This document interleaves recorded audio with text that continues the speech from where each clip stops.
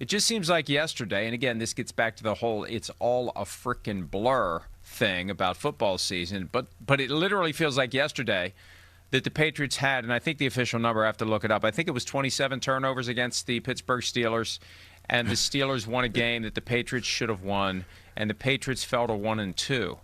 They've now won 8 games in a row.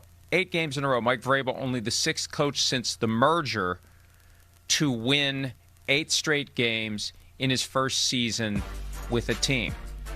Not his first season as a head coach, obviously, but his first season with a team. Others on the list include the likes of Ted Marchibroda, who was the guy who first hired Bill Belichick, 1975 with the Colts. Jim Caldwell, when he took over Tony Dungy's Colts in 2009. Jim Harbaugh did it in San Francisco. Andy Reid did it in Philadelphia. And now Mike Vrabel's done it in his first season as head coach of the New England Patriots. They are guaranteed a winning record. And it seems odd to say that, but they are, because 17 games. You know, it used to be with 16 games, yeah, you had to get to 9 wins. Now with 17, you get to 9 wins. It feels like there's a lot of football left, but 9 plus 8, 17, they're guaranteed a winning record. And I remember going into the season,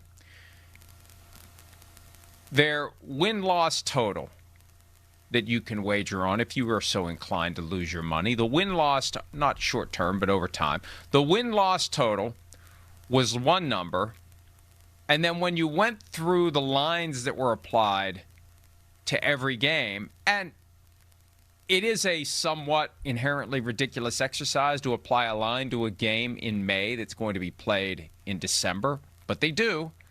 When you start stacking up the number of games that they were favored in, it was like 11 wins. That's right. What's going on here? And part of it is the product of the schedule. But why would anybody ever make an apology for a schedule? Some years, the rotation, that weird click, click, click in the conference and click, click, click in the other conference, it lines up where you pick up 8 games that are easy. Some years it lines up where you pick up 8 games that aren't so easy.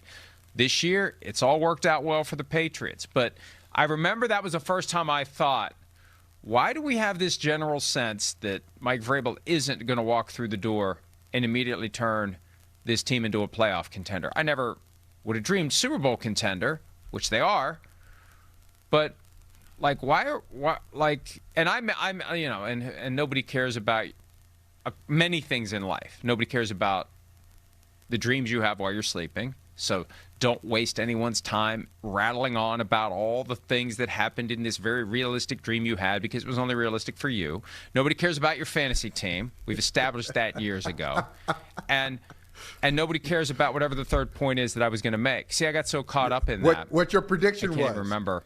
Yeah. Oh, your nobody playoff cares. predictions. Thank you. I'm glad you listened to me. Playoff prediction Nobody was. like I was following. I was right there with you. We all do the playoff. I wasn't. We all do the playoff tree before the season starts. And even if you're right, nobody cares. Nobody cares. When Traeger was still at NFL Network and they're making this big deal. Oh, he's guessed the 2. Nobody gives a shit. It's a wild guess. Nobody knows how the season's going to unfold. And if you get it right, you got lucky. Congratulations, you pulled the right name out of the hat. Because that's all it is. But the moment that I saw that the Patriots were favored in 11 games, that's when I thought, you know what? You couple the remaining food in the cupboard that was largely bare, but there's still food in there. There's still a bowl of soup and a box of elbow macaroni. They don't put macaroni in a can, but they apparently do put broccoli in a can. That's something that we accidentally learned last week, thanks to the genius that is Chris Sims. Last week. That freaked me out. I heard it. I had the same reaction you did.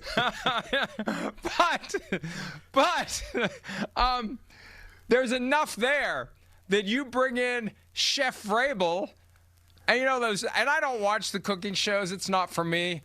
But like I saw it at, I don't know whether it was accidentally or my wife was watching it or whatever it was. But one of those exercises where there's just a lot of shit around in the kitchen.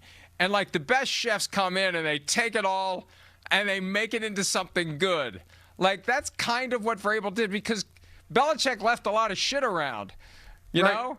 And you take the schedule and you take Mike Vrabel's culinary skills and he whipped it into something that is far better. It turned into a gourmet meal. That's what's amazing about the Patriots this year, but the schedule has a lot to do with it.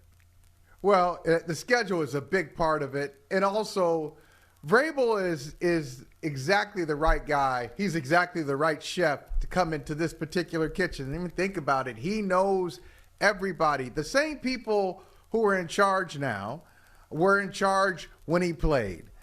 He knows the market. It's tough. There's Philadelphia, there's New York, there's Boston. There's an edge that you got to have. There's a little wise ass, smart ass that you got to bring to the table to be successful. He is certainly that.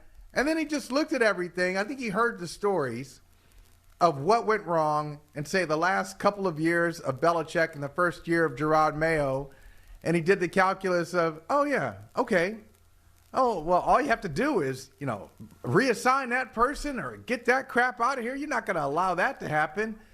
And you already have a quarterback? You have a quarterback with potential? Okay.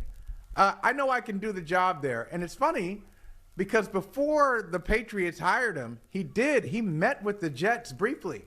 He had, Bert Breer talked about it last night where he had dinner with the Jets, and Bert had the city in New Jersey, was it Parsippany, New Jersey, or something like that, at a Capitol Grill, and the Jets were impressed with Vrabel, and Vrabel was really interested in what the Jets were doing, but ultimately, I think he knew, even at that meeting, as he was eating his medium rare steak, I think he knew that he wanted to go to the Patriots, because what did the Patriots have? Forget about all the connections, and I won championships there.